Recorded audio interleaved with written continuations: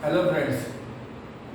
In last lecture we discussed about the distinguish between the classical and quantum statistics, and we know that in classical statistics the Maxwell statistics is there.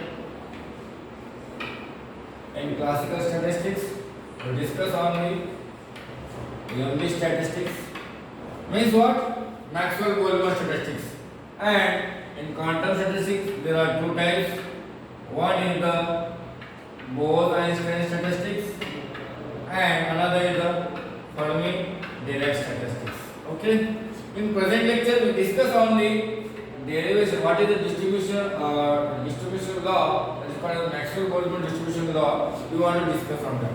Or we want to find out what is the expression for the Maxwell-Boltzmann statistics. And for this we already know that what is the difference between the Maxwell-Boltzmann statistics and what is the difference between the Bose-Einstein and Fermi-Dirac statistics.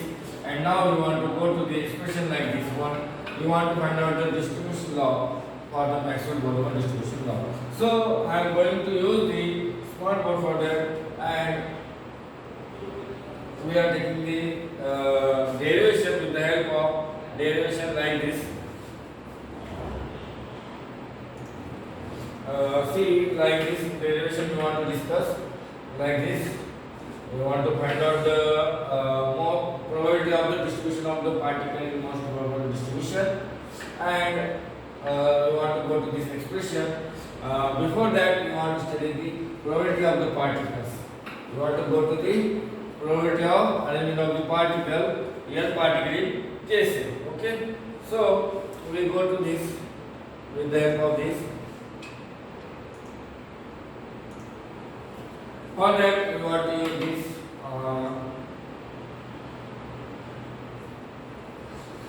See, in Maxwell-Boltzmann distribution law, we want to study the before that one expression, that is for the arrangement of the N particle, probability of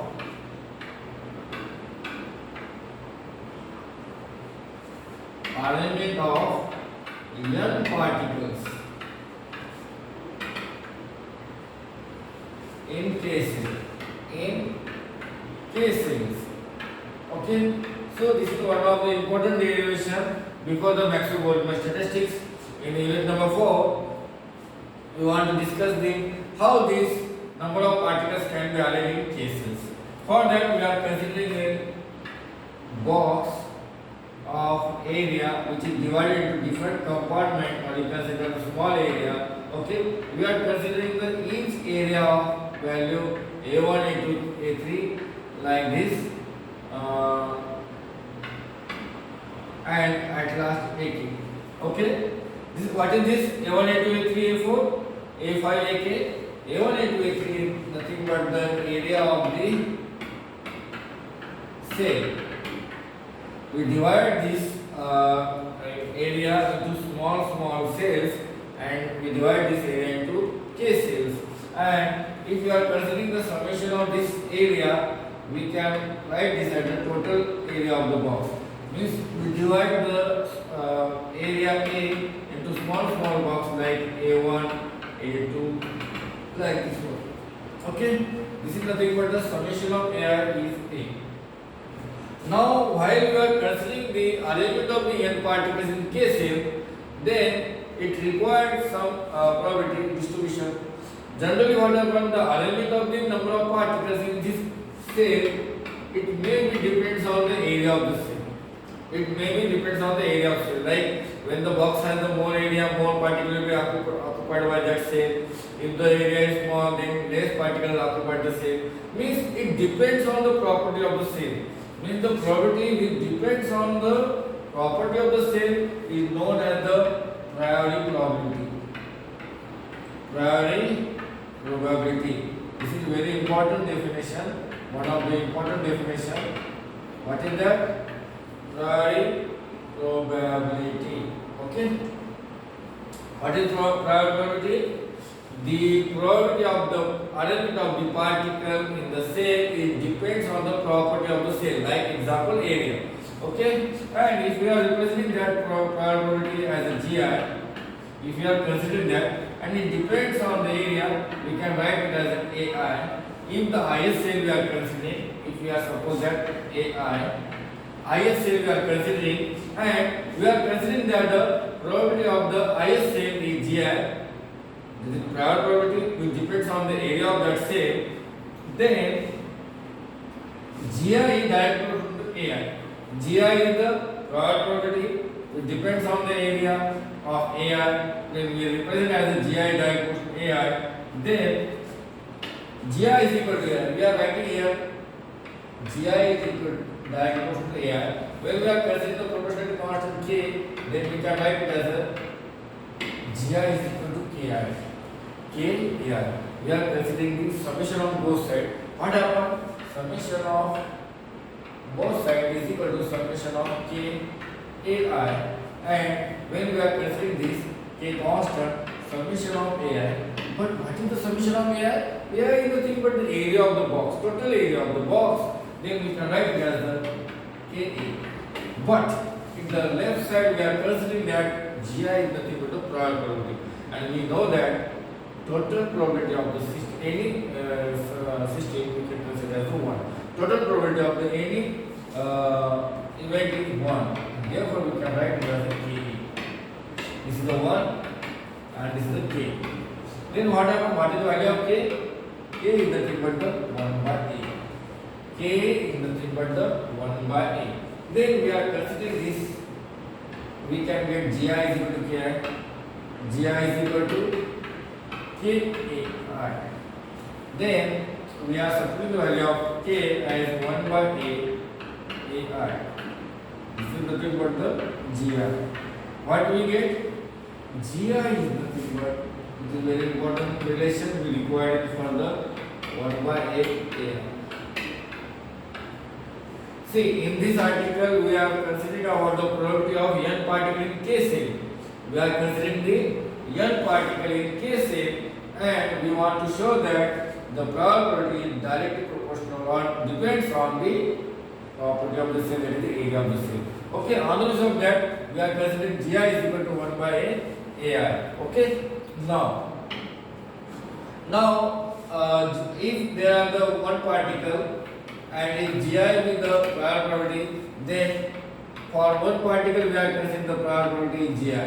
If there are two particles and GI is the prior probability of both particles, then we are considering it as a GI into GI, nothing but the GI square. If there are the NR particle for the highest cell having this prior probability GI, then we consider that probability is nothing but the GI into as like n items, and then we can write it as a GI raised to n.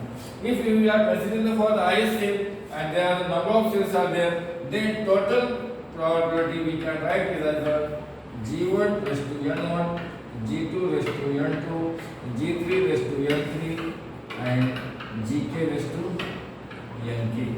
Okay, just like in this probability, this is the total probability. Total probability. Remember that.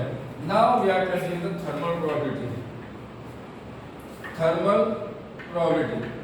And we are representing that by the help of the formula as m. And what is that? It is nothing but the arrangement of the n particle in K cell with the different ways. Okay, when we are considering the n particle arranged in K cell but without changing the numbers, we can write this as a nr factorial divided by n1 factorial, n2 factorial, n3 factorial, and nk factorial.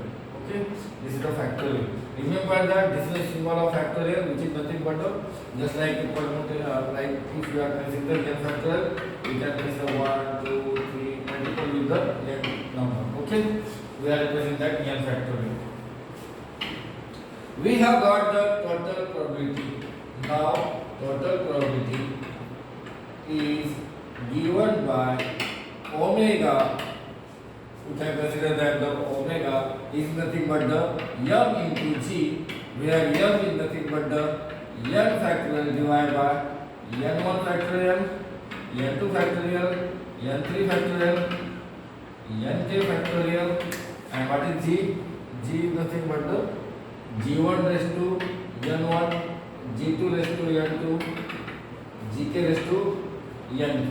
Therefore, we are considering that omega is nothing but the n factorial divided by product of the ni factorial into gi raised to ni product of I is equal to 1 to n. Now we are taking the ln of omega. We can consider this as the ln of n factorial divided by summation of ln of n I factorial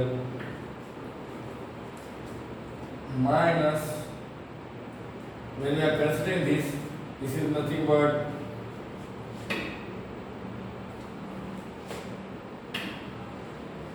omega is equal to n factorial divided by n1 factorial, n2 factorial, nk factorial, g1 raised to n1, g2 raised to n2, gk raised to nk. In simplify, we can write as the ln of n factorial divided by, or you can write here just minus, when we are applying the logarithm on both sides, ln of omega is equal to nothing but minus ni summation of ln of gi minus summation of ln of ni factorial. Here we are applying the Stirling approximation, and on simplification we can get ln of